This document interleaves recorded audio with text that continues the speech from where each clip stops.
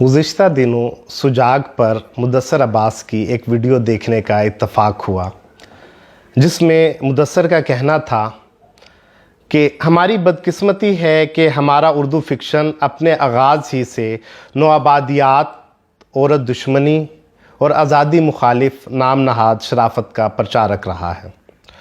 उनके मुताबिक उर्दू के पहले नावल निगार डिप्टी नज़ीर अहमद ने प्लान के तहत समाज दुश्मन अनासिर उर्दू फ़िक्शन में शामिल किए। अब सवाल ये पैदा होता है, क्या ये हमारी ही बदकिस्मती है? तो मेरा जवाब है नहीं। अगर अंग्रेज़ी अदब पे निगाह डाली जाए तो हेनरी फील्डिंग, जिसे फादर ऑफ इंग्लिश नावल भी कहा जाता है, उसका एक नावल है जोसेफ एंड्रयूज़, जो कि हमारी यूनिवर्सिटीज़ के सिलेबस में भी शामिल है। उसके ख़वातीन किरदारों में हमें दो ही तरह के ख़वातीन किरदार नज़र आते हैं। एक ऐसे ख़वातीन किरदार जिन्हें आप फ़ाहिशा का नाम दे सकते हैं, और दूसरे ऐसे ख़वातीन किरदार जिन्हें आप नेक परवीन कह सकते हैं।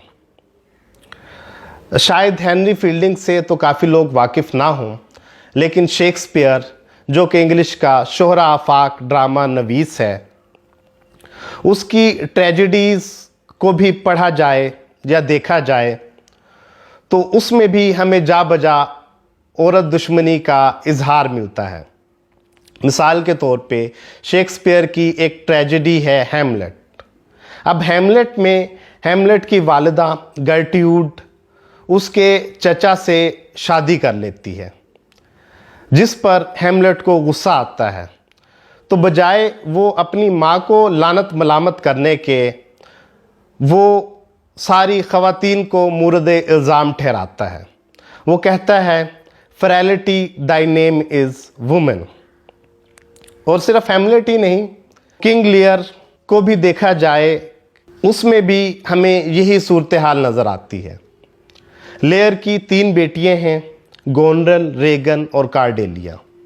अब कार्डेलिया एक ऐसी लड़की है जो कि असगरी की मानिद है, सेक्रीफाइस करने वाली, कुर्बानी देने वाली, लेकिन गोनरल और रेगन वो अपनी अथॉरिटी को असर्ट करना चाहती हैं। तो जब वो अपनी अथॉरिटी को असर्ट करती हैं तो लियर उनसे नाराज़ हो जाता है और गुस्से का इजहार करते हुए वो सिर्फ अपनी बेटियों पे लानत मलामत नहीं भेजता, बल्कि वो तमाम ख़वातीन के बारे में जर्नल कमेंट पास करता है। मिसाल के तौर पे मैं कुछ लाइनें कोट करना चाहूँगा। King Lear, act 4, scene 6। Lear says, down from the waist they are centaurs, the women all above, but to the girdle do the god inherit, beneath is all the fiends, there is hell, there is darkness, there is the sulphurous pit, burning, scalding, stench, consumption, fire.